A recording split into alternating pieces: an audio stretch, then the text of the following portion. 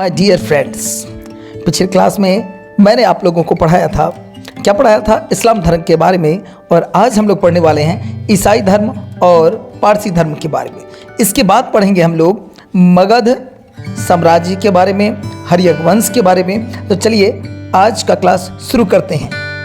तो बात कर रहे हैं ईसाई धर्म की, यानी कि क्रिश्चियनिटी की। तो संस्थापक कौन थे इसके? तो ईसा मसीह, जिनको हम लोग जीसस क्राइस्ट के नाम से भी जानते हैं। प्रमुख ग्रंथ इन लोगों का क्या है? जो ईसाई धर्मावलंबी होते हैं उनका पवित्र ग्रंथ हम लोग जैसा कि जानते हैं बाइबल है। क्या है? बाइबल। ईसा मसीह का जन्म जेरूशलम, बेथलेहम, वर्तमान में स्थिति बेथलेहम, जेरूशलम में हुआ था। ईसा मसीह के जन्म दिवस को क्रिसमस के रूप में मनाया जाता है, जो हम लोग क्रिसमस 25 दिसंबर को जो मनाते हैं। पिता और माता की अगर बात करें तो पिता थे इनके जोसेफ और माँ का नाम मैरी, इसलिए हम लोग बोलते हैं मैरी क्रिसमस। ठीक है, तो इससे याद रह जाएगा कि जो जीसस क्राइस्ट थे, ईसा मसीह थे, उनके पिता का नाम क्या था? जोसेफ, और माँ का नाम मैरी। ईसा ने अपने जीवन के प्रथम 30 वर्ष एक बढ़ई के रूप में बेथलेहम के निकट नाज़रेत में बिताए थे।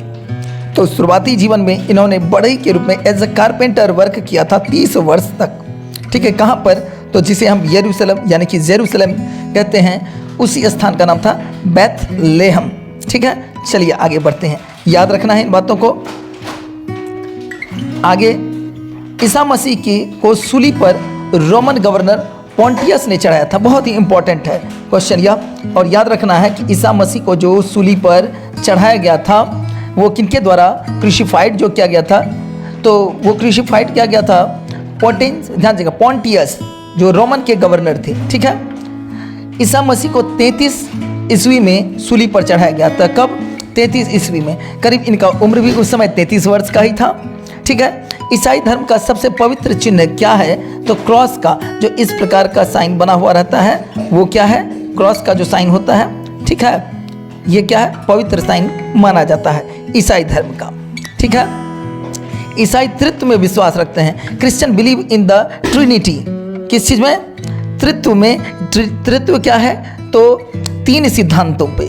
कौन कौन सा? ईश्वर पिता है, ईश्वर को, गॉड को क्या फादर माना गया है, ईश्वर का पुत्र गॉड सन, और ईशा यानी कि ईश्वर पवित्र आत्मा, ईशा यानी कि ईश्वर पवित्र आत्मा, गॉड होली स्पिरिट। ठीक है, चलिए आगे बढ़ते हैं। 12वीं शताब्दी में, 12वीं शताब्दी की बात करें, 12वीं शताब्दी, जो नोट ध्यान देने योग्य बातें हैं, इनको याद भी रखना है। 12वीं शताब्दी से फ्रांस में आरंभिक भवनों की तुलना में अधिक ऊंचे व हल्के चर्चों के निर्माण प्रारंभ हुए। वास्तुकला की यह शैली गोथिक नाम से जानी जाती है। ये जो चर्च बनाए जाते हैं और इन चर्चों का जो निर्माण का जो वास्तुकला है, इसे गोथिक नाम से जाना जाता है। इस शैली को क्या कहते हैं? तो गोथिक शैली। इस वास्तुकलात्मक शैली के सर्वोत्कृष्ट उदाहरणों में एक पेरिस का नाइट्रेडम चर्च है। आप पिक्चर देख सकते हैं। ठीक है, पेरिस का नाइट्रेडम चर्च। ठीक है, चलिए आगे बढ़ते हैं। पारसी धर्म के बारे में भी संक्षिप्त जानकारी हम लोग ले लेते हैं। तो पारसी धर्म के बारे में जान लीजिए। इसके संस्थापक कौन थे? जरथुष्ट, जो ईरानी थे। क्या बताए? जरथुष्ट क्या थे? कहाँ के थे? तो ईरान के थे। इनके शिक्षाओं का संकलन जेंदा अवस्था नामक ग्रंथ में है। इनके शिक्षाओं का संकलन किस में है? यानी कि पारसी धर्म के संबंध में हमें जानकारी किस ग्रंथ से मिलती है? तो वो है जेंदा अवस्था। कौन सा है? तो जेंदा अवस्था। ठीक है, जेंदा अवस्था जो पारसियों का धार्मिक ग्रंथ है। तो पारसियों का धार्मिक ग्रंथ कौन सा है? तो जेंदा अवस्था। ठीक है, इनके मूल शिक्षा का सूत्र क्या क्या है? सद्विचार, सद्वचन तथा सद्कार्य, यानी कि अच्छा विचार, अच्छा बोली और अच्छा कार्य। इसके अनुयायी एक ईश्वर अहूर को मानते हैं। किनको? तो अहूर।